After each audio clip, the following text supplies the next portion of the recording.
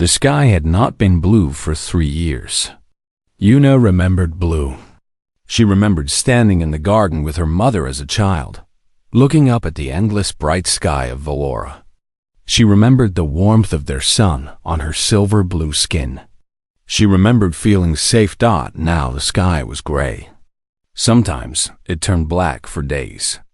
The sun was dying, and everyone on Valora was dying with it.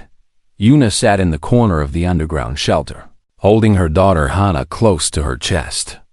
The child was 7 years old, born in the first year of the crisis. Hana had never seen a blue sky. She had never felt true warmth from their sun. All she knew was cold and darkness and fear. Around them, thousands of Valorians huddled together in the massive shelter. The walls were thick stone, built deep underground to protect them from the radiation that now poured from their dying star. But the walls could not protect them forever. Nothing could. Yuna pulled the thermal blanket tighter around Hana. The child was so thin now. Food was running out. The crops had failed 2 years ago when the sunlight became too weak for plants to grow. They survived on stored rations and the kindness of neighbors who shared what little they had. "Mama," Hana whispered, her voice small and tired. "Why won't the stars help us?" Yuna closed her eyes. This question broke her heart every time Hana asked it. And Hana asked it often. "The stars are very far away, little one," Yuna said softly. "It takes a long time for our message to reach them." This was a lie. The message had reached them years ago. Yuna knew this because she had been part of the team that sent it. She had been a planetary scientist before the crisis. She had helped calculate exactly how long their sun had left. She had helped write the distress signals that went out to every known species in the galaxy. And she had watched as, one by one, those species responded with silence or rejection. The Malthury said the journey was too dangerous. The Vexen said Valora had no strategic value. The Quorum calculated that the cost of rescue exceeded the benefit. Species after species looked at the dying world and made the same cold decision. The Valorians were not worth saving. Elder Taiho, the leader of the High Council, had begged. He had offered everything: mining rights, technology, eternal alliance. Nothing worked. The galaxy had written them off as a lost cause. Yuna remembered the day she stopped hoping. It was 6 months ago when the last response came in. The Galactic Commerce Federation had declined to send aid. Their official statement said that resources should be directed toward viable populations. Yuna had read those words and felt something die inside her. Now she just waited. They all waited. "Tell me a story, Mama," Hana said. "Tell me about the warm times." Yuna smiled, though her heart was breaking. She always told stories. Stories were all she had left to give. "Long ago," she began, "before you were born, Valora was the most beautiful planet in this part of the galaxy. Our sun was strong and golden. It filled the sky with light and warmth. People would walk outside without coats. Children would play in the gardens until the stars came out." "Real stars?" Hana asked. "Like the ones in the pictures?" "Real stars," Yuna confirmed. "Thousands of them. You could see them every night, shining like tiny lights in the darkness. Your grandmother used to say that each star was a promise that we were not alone in the universe." Hana was quiet for a moment. Then she asked, "Were the promises real?" Yuna could not answer. She just held her daughter tighter. The shelter shook. Yuna's body went stiff with fear. Around her, other Valorians cried out. Parents grabbed their children. The elderly prayed to gods who had stopped listening. This is it, Yuna thought. The sun has finally collapsed. The shockwave is coming. We will all die now. She pressed her face against Hana's hair and breathed in her daughter's scent. She wanted this to be the last thing she knew. The smell of her child. the feeling of Hana's small heart beating against her chest. "I love you," she whispered. "I love you so much. Close your eyes, little one. It will be over soon." But the shaking stopped. The world did not end. Instead, there was a sound. A deep humming sound that Yuna did not recognize. It was coming from above, from the surface. People began to murmur. Some stood up, looking toward the shelter entrance. The guards at the door spoke into their communication devices, their faces confused. "What is it?" Someone called out. "What is happening?" One of the guards turned around. His expression was strange. Yuna had seen many expressions on Valorian faces over the past 3 years. Fear, despair, resignation. But this expression was different. This expression looked like he had forgotten how to feel. "Ships," he said. "There are ships landing on the surface." The shelter erupted into chaos. Ships? What ships? No one was coming. Everyone knew that no one was coming. Yuna stood up, still holding Hana. Her legs were weak from sitting for so long.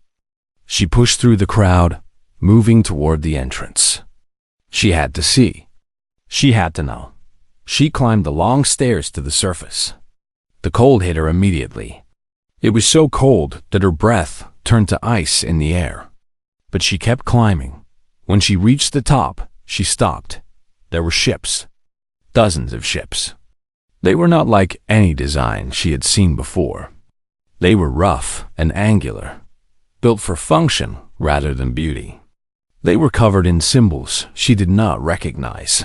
One of the ships had landed near the shelter entrance. A door was opening. Figures were walking out. They were small, much smaller than Valorians. Their skin was not silver blue, but various shades of brown and pink and beige. They wore thick suits to protect them from the cold. They moved quickly, with purpose. One of them approached the crowd of Valorians who had gathered outside. This one was a female, Yuna thought. She had black hair tied back from her face. Her eyes were dark and determined. The female spoke into a device, and then her voice came out in broken, imperfect Valorian. "We heard you. We came. Tell us what you need." Yuna felt her legs give out. She fell to her knees in the frozen ground, still clutching Hana. Tears froze on her cheeks as they fell. Around her, other Valorians were crying too. Some were laughing. Some were screaming in confusion. No one understood. No one could believe it. Elder Taiho pushed through the crowd. He was old and tired, bent from years of carrying the weight of his dying world. He approached the female with the dark eyes. "Who are you?" he asked. "Why have you come?" "We have nothing to offer. We have no resources. We have no strategic value. We are a lost cause." The female's face changed. Something passed across it. Anger, perhaps. Or sadness. Or something else that Yuna could not name. "We are humans," she said. "We came from Earth. We received your distress signal 18 months ago. But why?" Elder Taiho asked. Every other species refused. They said we were not worth saving. The human female looked at the old leader. Then she looked at the crowd behind him. Her eyes moved across the thousands of Valorians standing in the cold. Their silver blue skin dull from hunger and exhaustion. Their eyes empty from years of hopelessness. Then her eyes found Yuna. They found the mother kneeling in the snow, holding her thin child against her chest. "You asked for help," the human said simply. That was enough. Yuna looked down at Hana. The child was looking at the humans with wide eyes full of wonder. "Mama," she whispered. They came. The stars kept their promise. For the first time in 3 years, Yuna believed that tomorrow might come. Captain Park Jiu had not slept in 4 days. Her eyes burned. Her hand shook when she was not careful. But she could not stop. Not now. Not when they were finally here. She stood at the entrance of her ship. the Un's defiance, and watched her crew pour out into the frozen world. Medics carrying supplies, engineers hauling equipment, soldiers who had volunteered to carry stretchers instead of weapons. Everyone moved with the same desperate energy. Everyone knew that time was running out. Behind the Defiance, 11 more ships were landing. The ground shook with their arrival. More crews, more supplies, more hope for a dying planet. A Valorian elder approached Jisoo. He was tall, as all Valorians were, with pale silver skin that looked almost white in the dim light. His eyes were large and dark, and they were filled with something that looked like confusion. "I am Elder Taiho," he said. "I lead what remains of the High Council. I must ask you again. Why have you come?" Jisoo looked at him. She thought about how to explain. How do you tell someone that you flew across the galaxy, pushed your ships beyond their limits, watched 3 of your crew members die from radiation poisoning, all because you heard someone crying for help? "We received your distress signal," she said, 18 months ago. "Many species received our signal," Taiho replied. "None of them came. We are not like other species." Taiho shook his head slowly. "I do not understand. The journey from your world to ours is dangerous. The path goes through unstable space.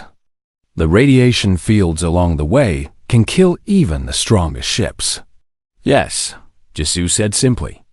"We know. Then why?" Jisoo was quiet for a moment. She thought about the crew meeting when the distress signal first came through. She thought about how the navigation computer had calculated the risks. A 40% chance of catastrophic failure. A 30% chance of arriving too late. A 20% chance of success. The computer had recommended against the mission. The military advisors had agreed. Even some of her own officers had said it was suicide. But then Lieutenant Do Hwan had pulled up the original signal on the main screen. They had all listened to it together. The voice of a Valorian official, speaking in a language none of them understood. The translation came through a few seconds later. "Our sun is dying. We have 2 million people. Please, if anyone can hear this, please help us." The room had gone silent. Then Jisoo had stood up. "Plot a course," she had said. "We leave in 6 hours." No one had argued. No one had asked about the odds. That was not how humans worked. "In our culture," Jisoo said to Elder Taiho, "there is a belief. We believe that every life has value. We believe that when someone asks for help, you help them. Not because of what you might gain. Not because of strategy or politics or resources. You help them because they are alive and they are suffering, and you have the power to change that." Taiho stared at her. "That is not logical." "No," Jisoo agreed. "It is not." Behind her, Dr. Minji was organizing the medical teams. Minji was a small woman with sharp eyes and quick hands. She had specialized in xenobiology for 15 years, but nothing had prepared her for this. 2 million patients, all suffering from radiation exposure, malnutrition, and hypothermia. It was impossible. She was going to try anyway. "Set up triage stations at every shelter entrance," Minji ordered. "Children and elderly first. I want temperature readings on everyone within the hour. Move, people. We don't have time to be tired." Yuna approached the human doctor carefully. She still held Hana in her arms, though the child was heavy. She had not put Hana down since the ships arrived. She was afraid that if she let go, she would wake up and discover this was all a dream. "Excuse me," Yuna said. "My daughter. She has not eaten properly in months. Can you help her?" Minji turned around. Her face softened when she saw the child. Hana was so thin that her bones showed through her skin. Her eyes were too big for her face. She looked like a ghost. "Of course," Minji said. She knelt down to be at Hana's level. "Hello there. What's your name? Hannah hid her face against her mother's shoulder. She had never seen a human before. She did not know if she could trust this strange creature with the warm pink skin. Her name is Hannah, Yuna said. It means flower in our language. Minji smiled. That's a beautiful name. Hannah, I'm going to give you something to eat. It might taste strange, but it will help you feel better. Is that okay? Hannah peeked out from her hiding place. She looked at the human's face. Then, slowly, she nodded. Minji pulled a nutrition pack from her medical bag. She tore it open and handed it to Hannah. The child took it with shaking hands and began to eat. She ate so fast that she nearly choked. Slow down, Minji said gently. There's more. I promise there's more. Yuna felt tears running down her face again. She did not try to stop them. Thank you, she whispered. Thank you. Minji looked up at her. Don't thank us yet. We have a lot of work to do. You came, Yuna said. That is enough. On the bridge of the Defiance, Lieutenant Do Hwan was running calculations. The numbers were not good. The Valorian sun had entered its final collapse phase. They had 72 hours, maybe less, before it went supernova. The explosion would destroy everything within 3 light minutes. Valora was well within that range. He brought the data to Captain Jisoo. She read it in silence. Her face did not change. How many can we evacuate in 72 hours?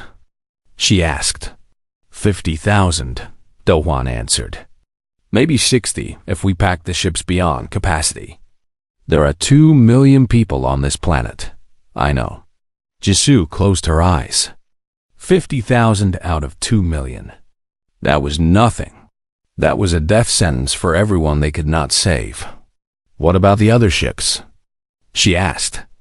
Can we call for more? Even if they left right now, they would not arrive in time. Jisoo was silent for a long moment. Then she opened her eyes. There was something in them that Do Hwan had never seen before. It looked like madness. Or maybe it looked like hope. Sometimes it was hard to tell the difference. What if we didn't evacuate? She said. Do Hwan frowned. Captain? What if we saved the planet instead? That's impossible. The sun is dying. Nothing can stop that. I know we can't stop the sun. But what if we could move the planet? Do Hwan stared at her. He waited for her to laugh, to admit she was joking. She did not. Move the planet, he repeated slowly. You want to move an entire planet. Is it possible? Do Hwan's mind raced. He thought about thrust calculations. He thought about gravitational fields. He thought about every physics lesson he had ever learned. Maybe, he said finally. If we link every ship together, if we use all our fuel, if we push the planet toward that star. He pointed to a display showing a nearby yellow sun. It's in the habitable range. Valora could survive there. What are the odds? Do Hwan ran the numbers again. I don't know. Maybe 5%? Maybe less. Better than 0, Jisoo said. Start the calculations. We're not leaving anyone behind. Do Hwan nodded. He did not argue. He did not say it was suicide. He just started working. That was how humans did things. Outside, Minji had finished feeding Hana. The child was sleeping now, curled up against her mother's chest. Yuna sat on a crate of medical supplies, watching the humans work around her. One of them stopped beside her. It was a young man with a kind face. His name badge said Do Hwan. How is she? He asked, nodding at Hana. Better, Yuna said. She ate. She is warm. That is more than I could give her for months. Do Hwan knelt down. He looked at the sleeping child, and something soft passed across his face. We're going to save her, he said. We're going to save all of you. Yuna looked at him. How can you promise that? Do Hwan smiled. It was a tired smile, but it was real. Because we're humans, he said. We don't know how to give up." He walked away, back to his impossible calculations. Yuna watched him go. Then she looked down at her daughter's sleeping face. "Did you hear that, little one?" she whispered. "They're going to save us." And for the first time, she let herself believe it. The plan was madness. Everyone knew it. No one said it. Captain Jisoo stood before the gathered crews of all 12 human ships. They had assembled in the largest cargo bay of the Defiance, standing shoulder to shoulder in their worn uniforms. Their faces were tired but focused. They had come too far to quit now. "You all know the situation," Jisoo said. Her voice was calm and steady.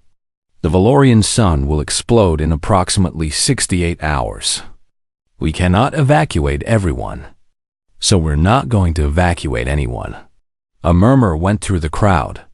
Jisoo raised her hand for silence. "Instead, we're going to move the planet." The murmur became louder. Some faces showed shock. Others showed fear. A few showed something that looked like excitement. "I know what you're thinking," Jisoo continued. "You're thinking this is impossible. You're thinking that no one has ever done this before.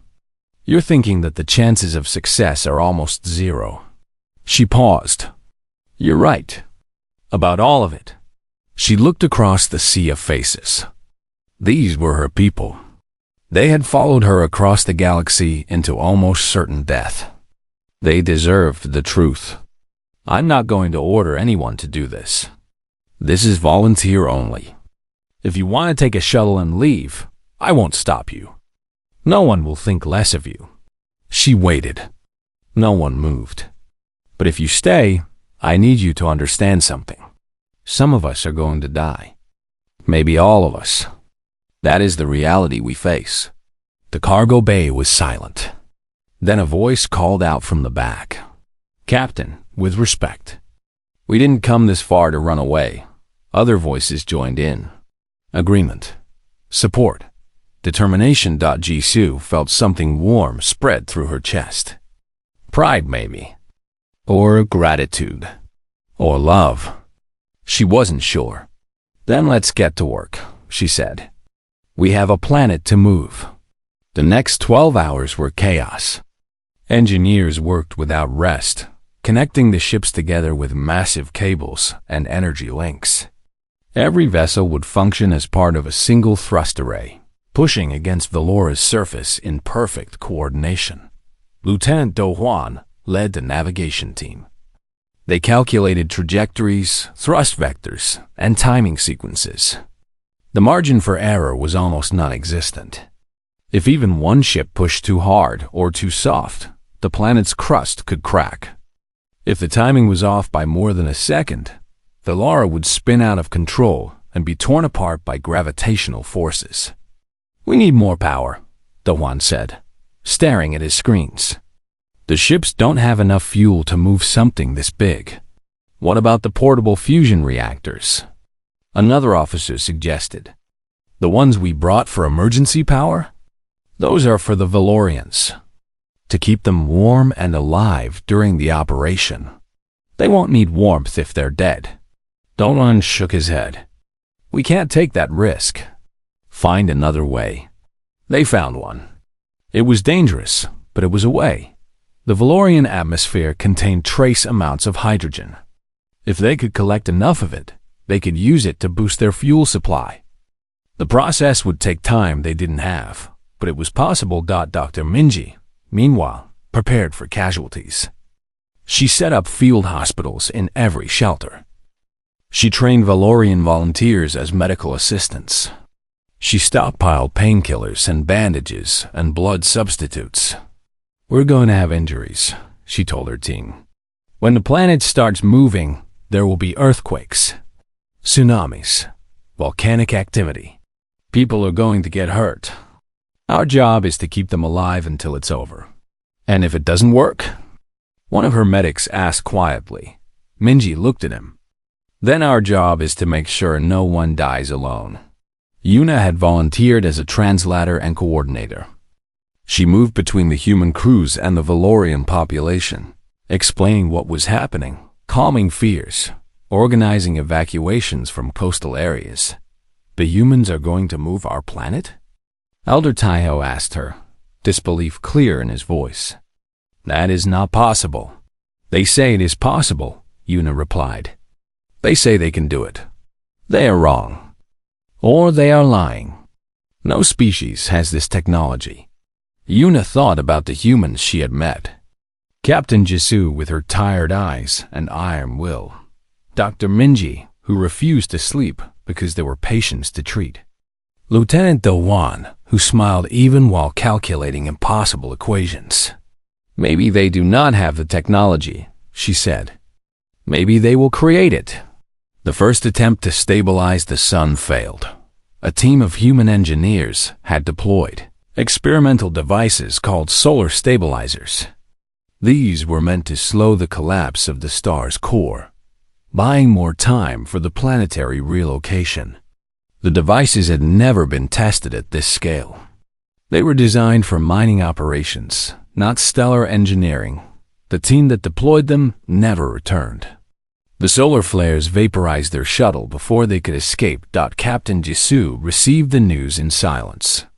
She closed her eyes for a moment. Then she opened them and continued working. Their names, she said to her communications officer. Get me their names. We will honor them when this is over. If this is over, the officer said quietly. When? Jisoo repeated firmly. When this is over. The second attempt also failed.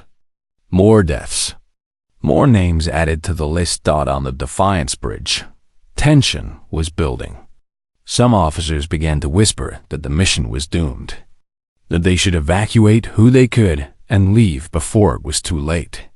Jisoo heard the whispers. She said nothing. Then Hannah appeared. The child had slipped away from her mother and wandered through the ship, curious about everything she saw. She found her way to the bridge, where the humans worked at their screens and controls. She walked up to Captain Jisoo and tugged at her sleeve. Excuse me, Hannah said in her small voice. Are you the leader? Jisoo looked down at the child. Hannah's eyes were huge and dark, like deep pools of water. Her silver blue skin looked almost healthy now, after days of proper food. Yes, Jisoo said. I am the captain. My mama says you are trying to save us. Yes, we are trying. Is it hard? Jisoo knelt down so she could look at Hannah at eye level. Yes, it is very hard. Are you scared? The question surprised her. No one had asked her that. Her crew expected her to be strong. The Valorians expected her to be confident. No one expected her to be afraid. Yes, she admitted. I am scared. Hannah nodded solemnly. Then she reached out and took Jisoo's hand. Her small fingers were cool against Jisoo's warm skin. My mama says when you are scared, you should hold someone's hand, Hannah said. So you know you are not alone. Jisoo felt tears prick her eyes. She blinked them back. Your mama is very wise, she said. She says you are very brave. I don't feel brave. Hannah tilted her head, confused. But you came. All the other stars said no. You said yes. That is brave. Behind them, the bridge crew had stopped working. They were all watching the exchange. Some of them had tears on their faces. Yuna arrived a moment later, breathless and worried. Hannah, I am so sorry, Captain. She wandered off. I will take her back. Jisoo stood up, still holding Hannah's hand. It's all right. She was helping. She looked around at her crew, at their tired faces, at their worried eyes, at their shaking hands. We're going to do this, she said. Her voice was stronger now. Not because we're sure we can succeed. Not because we calculated the odds. We're going to do this because there is a child holding my hand right now. And she believes in us. And I refuse to let her down. She released Hannah's hand and turned to face her crew fully. If anyone needs to leave, you have 1 hour. After that, we begin final preparations. There will be no turning back. No one moved. Then let's save a world. Jisoo said. Hana walked back to her mother. Yuna picked her up and held her close. What did you say to them? Yuna whispered. I told them to be brave, Hana said simply. Yuna looked at the humans returning to their work with new energy. She looked at Captain Jisoo giving orders with fresh determination. She looked at her daughter, small and innocent and powerful in ways she did not understand. I think, Yuna said softly, that you did. 48 hours remained until the sun exploded. The real work was about to begin. The 12 human ships rose from the surface of Valora and took their positions in the sky. From below, they looked like a ring of stars, circling the dying planet in perfect formation. Cables of light connected them, creating a web of energy that pulsed with power. Inside the shelters, 2 million Valorians watched the sky and prayed. Captain Jisoo sat in her command chair on the Defiance, her hands gripping the armrests. Around her, officers worked at their stations, calling out numbers and coordinates. Every movement had to be perfect. Every calculation had to be exact. All ships report ready, the communications officer announced. Engine status? All engines at full capacity. Navigation? Lieutenant Dohan looked up from his screens. Course plotted. Target star is designated Valora B. Distance is 4 light minutes. Travel time at maximum thrust is 16 hours. 16 hours. Jisoo let that sink in. 16 hours of pushing an entire planet through space. 16 hours of stress on engines that were never designed for this. 16 hours of earthquakes and storms and chaos on the surface below. What about the Valorians? She asked. Are the shelters secure? As secure as we can make them. Dr. Minji has medical teams at every site. Jisoo nodded. She looked at the main screen, which showed the Valorian sun. It was no longer the golden sphere it once was. Now it pulsed with angry red light, expanding and contracting like a dying heart. Solar flares shot out from its surface, reaching toward the planet like burning fingers. 24 hours. That was how long they had before the final collapse. Less than that, probably. The sun was unpredictable now. All ships, Jisoo said into her communications device. This is Captain Park Jisoo of the Defiance. We are about to attempt something that has never been done before. We are going to move a planet. She paused, letting her words reach every crew member on every ship. Some of you are scared. Good. Fear keeps you sharp. But I want you to remember something. Down on that planet are 2 million people who were told they were not worth saving. 2 million people who were left to die. We came here to prove the galaxy wrong. We came here to show that every life has value. So let's show them. She took a deep breath. Begin operation. The ships fired their engines. The thrust array activated. And slowly, impossibly, Valora began to move. The first hour was chaos. On the surface, the ground shook like it was alive. Buildings that had survived years of cold and darkness crumbled to pieces. Mountains cracked. Rivers jumped their banks and flooded towns that had already been abandoned. In the shelters, Valorians screamed and held each other. Children cried. The elderly prayed. Everyone felt the planet shifting beneath them, moving in ways the planets were never meant to move. Yuna pressed herself against the shelter wall, holding Hana tight. The child was crying, terrified by the shaking and the noise. It's okay, Yuna said, though she was not sure she believed it. The humans are saving us. It will be over soon. I'm scared, Mama. I know, little one. I'm scared too. But remember what you told the captain. When you are scared, you hold someone's hand. Hana gripped her mother's hand so tight that it hurt. Yuna did not mind. In orbit, the Defiance was struggling.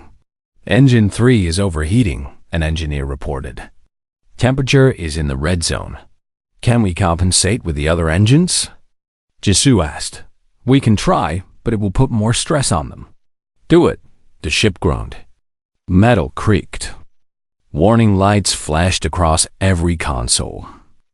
But the thrust continued. Hour 2. Hour 3. Hour 4. The sun grew angrier. Flares reached closer to the planet. Radiation levels rose. The Valorians in the shelters felt the temperature dropping as their old sun died, but they also felt a new warmth as they moved toward Valora B. We're 40% of the way there, Dohan reported. His voice was hoarse from hours of calling out coordinates. The trajectory is holding. How are the other ships? The Horizon lost an engine. They're running on backup. The Courage has hull damage from a solar flare. Everyone else is holding. Jisoo closed her eyes for a moment.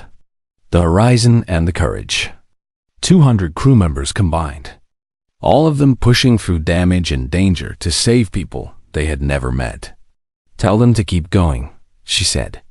We don't stop until it's done. Hour 8. Halfway point, the Defiance's main engine began to fail. Captain, we have a critical problem. The chief engineer's voice was tight with fear. The primary thrust system is degrading. At this rate, we have 2 hours before complete failure. Jisoo felt her stomach drop. The Defiance was the largest ship in the fleet. It provided 30% of the total thrust. Without it, the array would lose balance. The planet would start to spin. The entire operation would fail. Options? She demanded. We could reduce power to life support. Divert everything to engines. How long would we have without life support? 90 minutes. Maybe less. 90 minutes without air. Without heat. Jisoo looked around her bridge. Her crew looked back at her. No one spoke. Do it, she said. The lights dimmed. The heating shut off. The air began to grow thin. Officers pulled out emergency oxygen masks and kept working. All non-essential personnel, evacuate to the other ships, Jisoo ordered. This is mandatory. Captain, Dohan said. I'm essential. I'm staying. Me too, the communications officer added. One by one, every officer on the bridge declared themselves essential. No one left. Jisoo wanted to argue. She wanted to order them away. But she knew it would be pointless. They had made their choice. Then let's make these 90 minutes count, she said. Hour 10. Hour 12. Hour 14. The temperature on the bridge dropped below freezing. Frost formed on the screens. Officers worked with shaking hands and chattering teeth. Some collapsed from exhaustion. Others took their place. The Defiance's engine screamed with effort. Metal bent. Circuits sparked. The ship was tearing itself apart, but it kept pushing. Yuna had found her way to a communication station. She had demanded to speak to someone on the human ships. They had connected her to the Defiance. Captain Jisoo, she said, what is happening? We heard your ship is in trouble. Jisoo's voice came through the speaker, weak and tired. We're having some engine problems. Nothing we can't handle. You are dying up there. I can hear it in your voice. There was a long pause. Then Jisoo spoke again. We made a promise. We're keeping it. Yuna felt tears freeze on her face. Why? Why would you do this for us? You don't know us. We are nothing to you. That's where you're wrong, Jisoo said. You're everything. Every person on that planet is worth saving. Your daughter is worth saving. You asked for help. That makes you our responsibility. You are insane. All of you. Probably, Jisoo agreed. But we're almost there. 2 more hours. We're going to make it. Yuna wanted to believe her. She wanted to believe that these strange, warm, impossible creatures would survive. That they would save everyone and live to tell the story. Hold on, she whispered. Please, hold on. Hour 15. Hour 16. The planet reached its destination. Velara B was a yellow sun, bright and warm and stable. It welcomed the wandering planet with open arms, pulling it into a new orbit. The cold began to lift. The gray sky began to change. On the Defiance, the engines finally gave out. The ship went dark. For a terrible moment, there was only silence. Then the emergency lights flickered on. Did we do it? Someone asked. Doan checked his screens with trembling hands. The numbers blinked in front of his exhausted eyes. He read them 3 times to make sure. We did it, he said. His voice cracked. Velora is in stable orbit around Velora B. The trajectory is perfect. The planet is safe. The bridge erupted into cheers. Officers hugged each other. Some cried. Some laughed. Captain Jizu sat in her chair, too tired to move, and smiled. 16 hours, she whispered. We moved a planet in 16 hours. In the shelters below, the Valorians emerged into a world transformed. The sky was no longer gray. It was blue. A warm golden light fell upon their silver blue skin. Children ran outside and raised their faces to the new sun. Feeling warmth they had never known. Hannah stood at the shelter entrance, holding her mother's hand. She looked up at the sky with wonder in her eyes. Mama, she said, the sky is beautiful. Yuna knelt down beside her daughter. She looked at the blue sky, at the golden sun, at the world that should have died, but didn't. Yes, it is, she said. It's the most beautiful thing I've ever seen. The humans did this? Yes, little one. The humans did this. Hannah was quiet for a moment. Then she asked, Can we go thank them? Yuna smiled through her tears. Yes, I think we should. High above them, the Defiance drifted in silent orbit, dark and broken but triumphant. Its crew had done the impossible. They had moved a world, and they had kept their promise.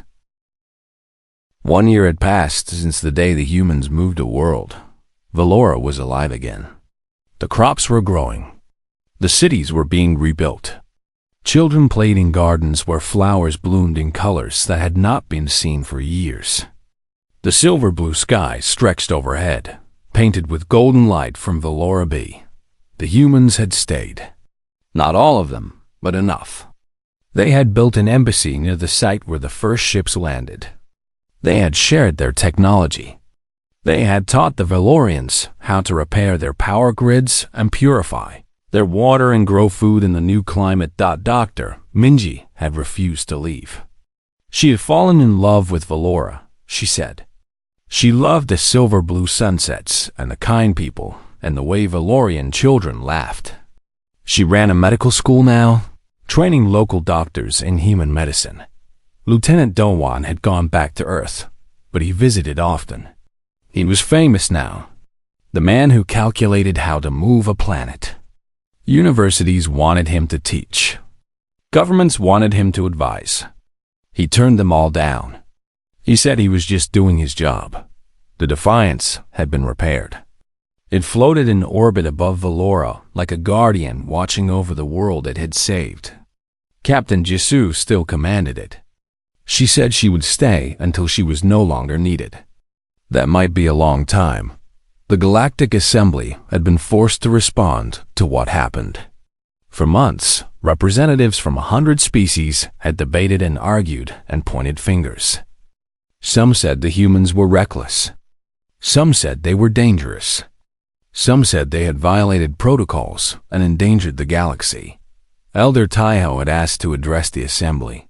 He had traveled across the stars, old and tired but unbowed, to speak on behalf of his people. The assembly hall was vast. Thousands of representatives from every known species filled the curved seats that rose toward a ceiling made of crystal. Light filtered through, casting rainbows on the floor. Taiho stood at the central platform, small and alone but not afraid. 3 years ago, he began, I sent a message to this assembly. I asked for help. I told you that our sun was dying and our people would die with it. I asked for rescue. I offered everything we had. The hall was silent. You said no, Taiho continued. Every species in this assembly calculated the cost of saving us. Every species concluded that we were not worth the price. You did not help us because helping us did not benefit you. His voice grew stronger. Then the humans came. They received our signal 18 months before they arrived. They traveled through dangerous space. They lost crew members to radiation. They could have turned back many times. They did not.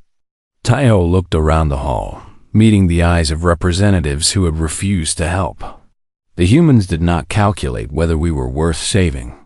They did not measure our strategic value, or our resources, or our potential. They heard us ask for help, and they came. That was their only reason. He paused to let his words settle. When they arrived, they discovered that evacuation was impossible. There were too many of us and too few ships. So they did something that your calculations said was impossible. They moved our planet. They pushed it across space to a new sun. They saved 2 million lives because they refused to accept that we should die. His voice cracked with emotion. I am here today because of the humans. My granddaughter is alive because of the humans. My world exists because a species that we had never met decided that our lives mattered. He pointed at the assembly. You failed us. Every one of you failed us. You let your calculations tell you what was possible. You let your fears determine your actions. You forgot that beings are not numbers on a screen. We are alive. We feel, we love, we hope, and we deserve to exist. The hall was completely silent. The humans did not forget. They have taught the galaxy a lesson. I hope you are wise enough to learn it. He stepped back from the platform. For a long moment, no one moved. Then, slowly, one representative began to applaud. Then another. Then another. The sound spread through the hall like a wave until the entire assembly was clapping. Some species did not have hands, so they made their own sounds of approval. The noise became deafening. On Valora. Yuna watched the broadcast with tears in her eyes. She was in her new home, a small house on the edge of the rebuilt capital city. The walls were made of white stone that glowed pink in the sunset. The garden was filled with flowers that Hana had planted herself. Hana was 8 years old now. She was taller and healthier and full of energy. She spent her days playing with friends, learning at school, and dreaming about the stars. "Mama," she said, running into the room. "Is it true? Are we going to Earth?" Yuna smiled. "Yes, little one. I have been chosen to be Valora's ambassador to the human world. We leave next month." Hannah's eyes went wide with excitement. "I'm going to see where the humans live? I'm going to see their planet?" "Yes. Is that something you want?" "More than anything." Yuna laughed. "Then we will go together." The next day, Yuna received a visitor. Captain Jizu had come down from orbit to say goodbye. They walked together through the memorial site. It had been built on the spot where the shelters once stood, where thousands of Valorians had waited to die before the humans arrived. Now it was a peaceful garden with flowing water and blooming trees. In the center stood a wall of names. The humans who had died during the rescue. The engineers vaporized by solar flares. The crew members who died from radiation on the journey. Everyone who had given their life for strangers. Jisu stood before the wall, reading each name silently. "Do you ever regret it?" Yuna asked. "The cost of saving us?"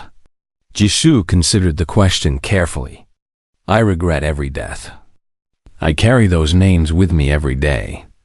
But do I regret coming? No, never. Even knowing what it would cost. Even then." Jisu turned to face her. "When we received your signal, I knew some of us would die. I knew the odds were against us. But I also knew that if we didn't come, 2 million people would be gone forever. That was not a choice I was willing to make. Yuna looked at the wall of names. How do humans do it? How do you give so much for people you don't know? Jisoo smiled softly. We're not special. We're just stubborn. We don't know how to let go. We don't know how to accept that something is impossible. We see suffering, and we try to stop it. We see death, and we fight it. Sometimes we lose, but we never stop trying. She reached out and touched one of the names on the wall.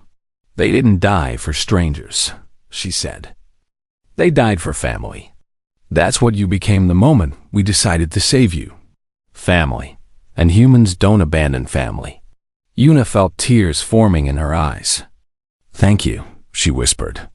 For everything. Thank me by living, Jisoo replied. Thank me by watching Hana grow up. By seeing her become whoever she's meant to be. That's what they died for. That's what made it worth it.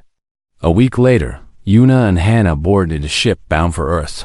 Before they left, Hana insisted on visiting the memorial one more time. She stood before the wall of names, small and solemn. Thank you, she said to the names. I will never forget you. Then she placed a small flower at the base of the wall. A Valorian bloom, silver and delicate, that she had grown in her own garden. Yuna took her hand, and they walked toward their future. On the plaque at the entrance to the memorial, carved in both Valorian and English, were the words that would be remembered for generations. They asked for help. That was enough. As their ship rose through the atmosphere, Hana pressed her face against the window and watched Valora grow smaller below. The blue sky, the golden sun, the world that humans had saved. Mama, she said, do you think humans will always help people who need it? Yuna thought about Jisoo and Minji and Do-won. She thought about the engineers who died in the solar flares. She thought about a species that crossed the galaxy because strangers asked for help. I think, she said softly, that is just who they are. Hana nodded, satisfied with the answer. She turned back to the window and watched the stars appear, one by one, like promises in the darkness. Among them, somewhere far away, was Earth, the home of the humans. The people who changed fate. Hana could not wait to meet more of them. The end.